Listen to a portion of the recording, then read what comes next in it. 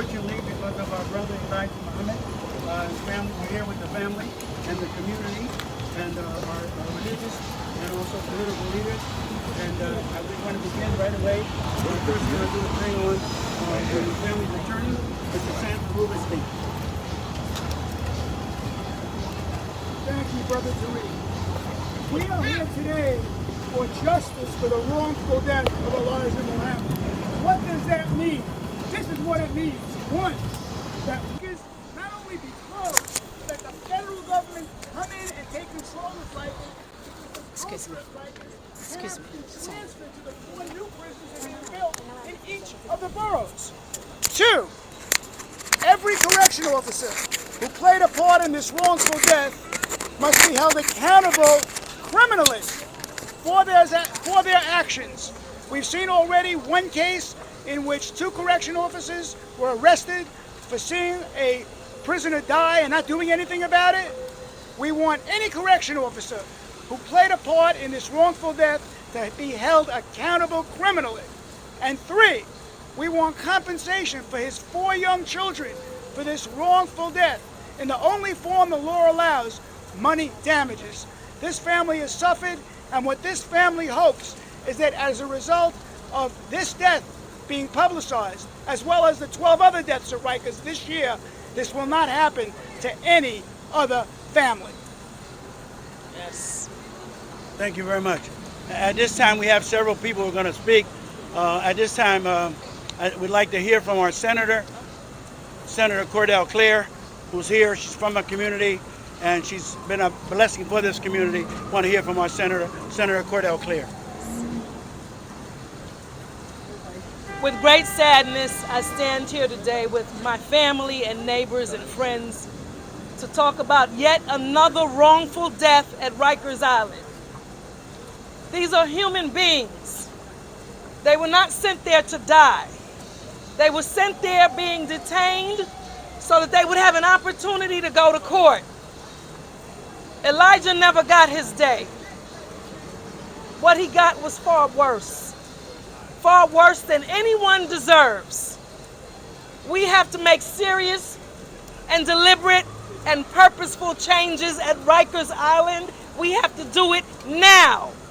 We can't wait for another person to die. He leaves behind children who will never see him again.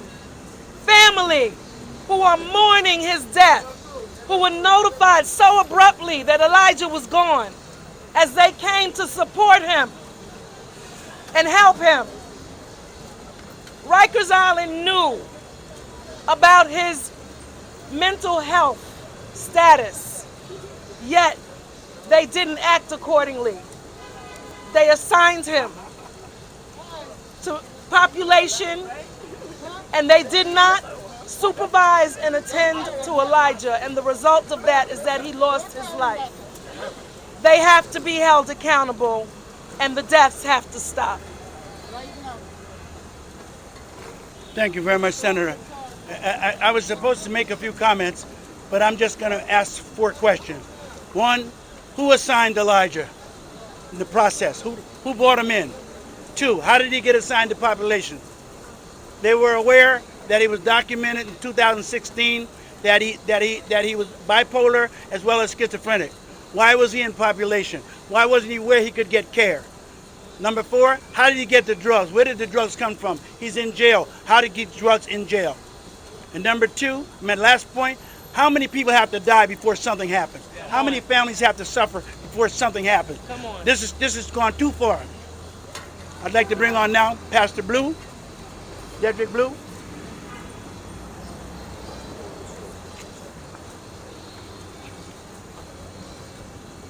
Last night I was sitting at home and I was watching television. Something came on the television that sort of struck me. They were talking about eating healthy, and then a box came out. And the box came out with fresh food. And in the fresh food, there was a dog, and the man gave the dog the fresh food. And I thought to myself, we live in a city where we have people who can't afford to have food, but dogs get fresh food. And then I started thinking about the situation in Rikers Island. And it appears to me that sometimes in this city, dogs get treated better than people. As a matter of fact, last night, I set up on my computer, attorney, and I began to pull up some laws here from the state of New York regarding pet care in New York State.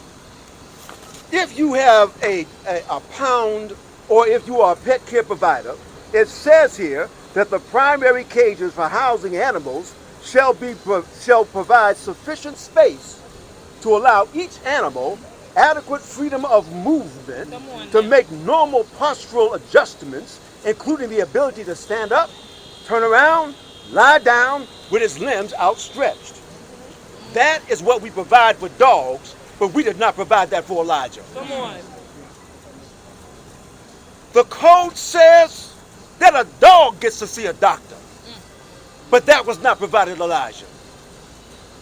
The code says that that the place must be ventilated with air conditioning and heat, but that was not provided to Elijah. We now are living in an era right now where we are 160 years past the Emancipation Proclamation, where black men were considered to be 3/5 of a man. Now here we are in 2022, and on Rikers Island, men are considered to be less than dogs. Less than dogs. We cannot tolerate this anymore. Right. As a matter of fact, as I was sitting there, I was thinking about the Uvalde 21. I thought about the Buffalo 10. And then I started to name this the Rikers 11. But then I said I can't do that because 2022 isn't over yet, and there's going to be more deaths in Rikers Island unless we stop it. Isn't that right? That's right.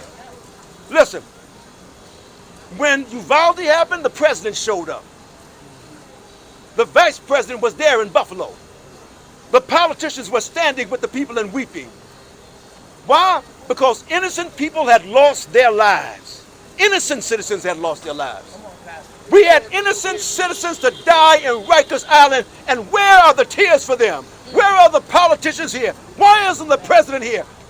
Mr. Mayor, where are you? Where are you, Mr. Mayor? Mr. Mayor was elected to the city because he told us that he stood with the people in the neighborhoods, and he was a bridge between the people in the neighborhoods and the police. Isn't that right? Now, Mr. Mayor, people are dying in police custody under your watch. And Mr. Mayor, we want to know why and what your answer is to this. It appears to me that we are in a situation right now where there are only two alternatives.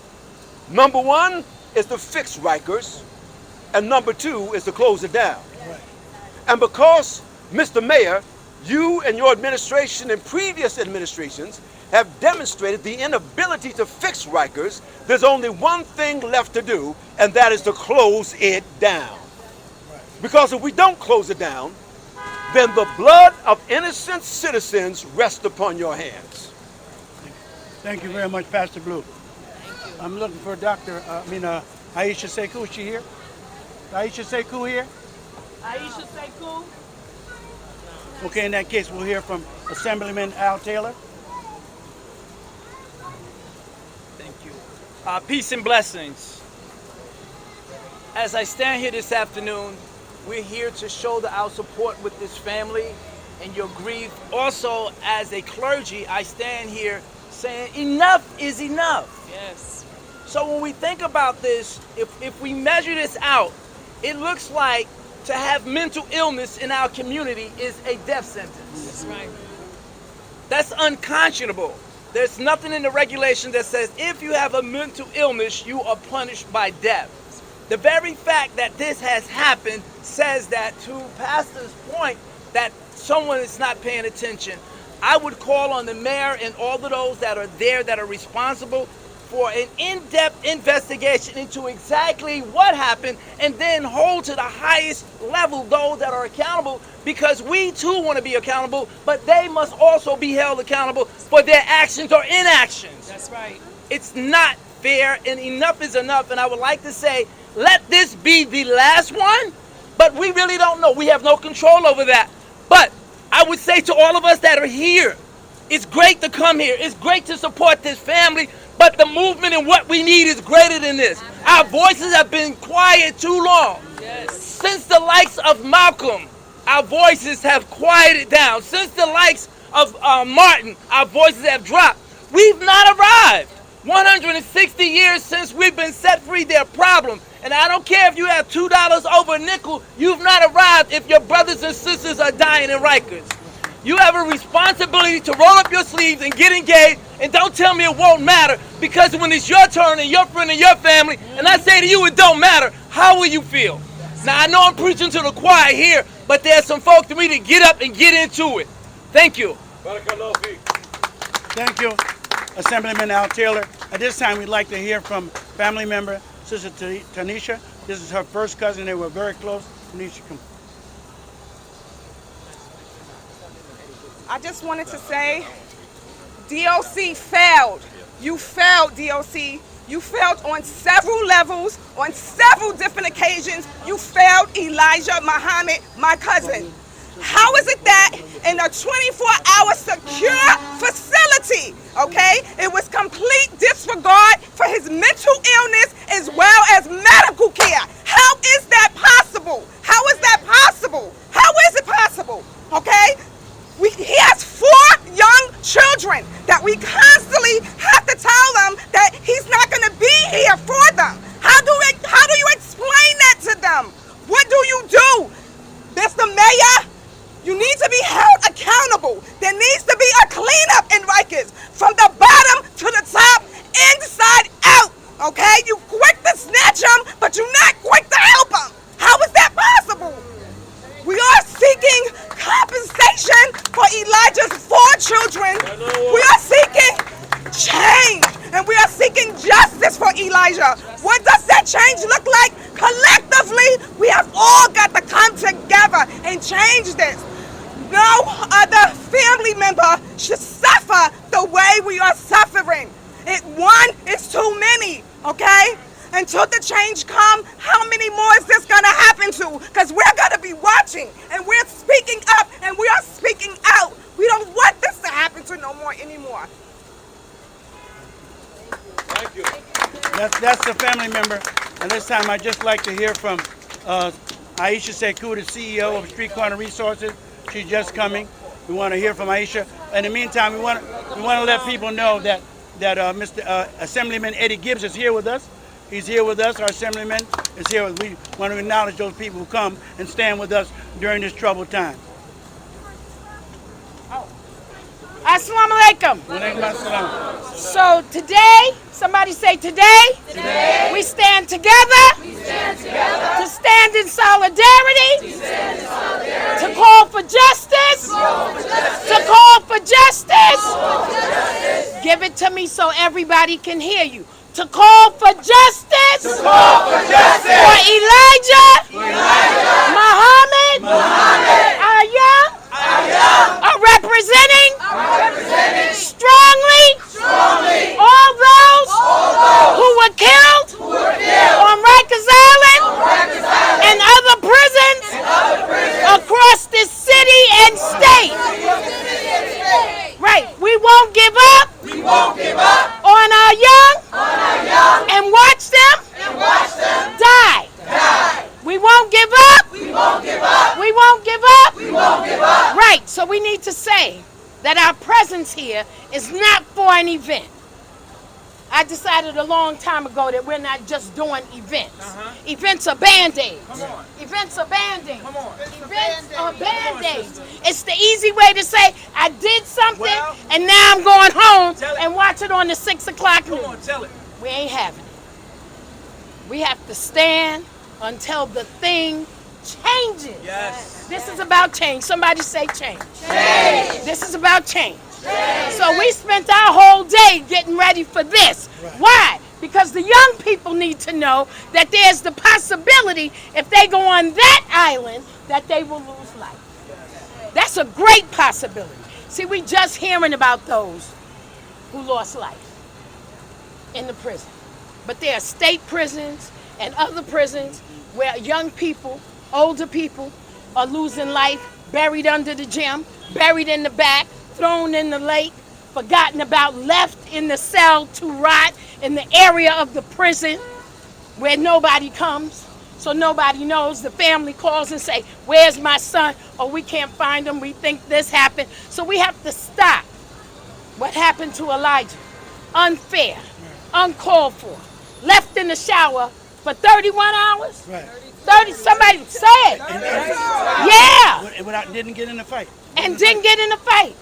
But this is a way of hiding the atrocity. The atrocity. The bad thing, the ugly thing, the thing we don't want to talk about, they are hiding. And we should be ashamed if we don't use our voice, our presence, our stand in this city to make that thing turn. You understand? This ain't about who we like. It ain't about whether or not it's a new mayor or old mayor. We got work to do. Somebody say we got work to do. We got work to do. Right, so let's get about business of doing the work. I'm Aisha Sekou, CEO and founder Street Corner Resource. Thank you very much. Any questions? Would you go with her first and last name, the cousin? Tarnisha. T. No, he's talking about her. A-R-N-I-S-H-A. Last name Smith, S-M-I-T-H. No. Yeah, they're the aunts. That's right. As you know, his mother died, so the caretakers were his aunts. So these are his aunts. There's two of them. There are several others. There's three of them. I'm sorry, I didn't see it. I didn't see Lisa. Anyway, there's three of them, and there are others who are not here as well. He was very close to his family, very close. Since you last had the press conference at the Rubenstein office a few weeks ago, have you been able to get any more information about what happened since then? The only information we got was from the coroner, who confirmed. The only information we got since the last press conference was the coroner confirmed he died of an overdose of fentanyl. So the question has to be raised, how is fentanyl getting into the prison? How? Who gave it to him? And more so, he took enough fentanyl to overdose. Where was anybody to correct that overdose? Where was the Narcan? Where were the guards? Where were they? That's a lot for somebody to overdose in prison like that. Somebody gave it to him and somebody allowed him to die from the overdose. Any other questions? I guess, could you talk a little bit about, Street Corner that's here today and the kids and why it's important for them to know what's going on? So, one, I stand here not just as the CEO, but as an activist, long time, right? And so our young people, we cannot bring them to a summer youth program that does not educate them about the atrocities in their community and their rights as a citizen and how they can use their voice. So Street Corner Resources is one of the premier anti-violence sites in New York City. And what we do is not just raise up our young people in terms of work and education, but we raise them up in terms of what's happening in the country and in their community. And we ask them to activate. Thank you. Okay. Any others? I guess just the last thing would be about the lawsuit, where you are in terms of that. What's important to this family, more important than the lawsuit, which has been filed, is that this not happen to anybody else. What's important to this family is to have those responsible for his wrongful death prosecuted, as well as making sure that there's the change we need. The federal government needs to come in and take over the administration of Rikers. Absolutely. Rikers is closing. Close Rikers, it takes 4 years to build the new prisons. During that 4 years, you need to change the culture that exists at Rikers. That can only be changed with a change in the administration. The federal government must come in to take over the administration of Rikers. Thank you. Thank you very much. Senator Claire, so what processes are in place to do a proper investigation about how the fentanyl and other drugs are being infiltrated within the system? I'm going to let the attorney answer that question. She wants to know what process is in place. There's a federal court case right now brought initially by Legal Aid, to which the United States Attorney's Office is a party, requesting a federal judge to order Rikers be taken over by the federal government. That lawsuit is on again in November. We're hoping it's going to get speeded up so that we can get a federal judge to order Rikers be taken over by the federal government. But she's talking about the investigation into Elijah's death. The Attorney General has jurisdiction with regard to the criminal investigation, and that investigation is underway. We look forward to meeting with officials in the Attorney General's office to ascertain what they've accomplished so far with that investigation. The last thing I just want to say that we're all here because of our leader, Imam Ezekiel Mahmoud Pasha, who supports his family. His family is from the mosque here, and we support him, and we're here. He said we should have it right here at the mosque so that everyone will know that we're here, and those friends of ours stand with us in this situation. Imam Ezekiel Mahmoud Pasha. Thank you. Thank you very much, everyone. Excellent job.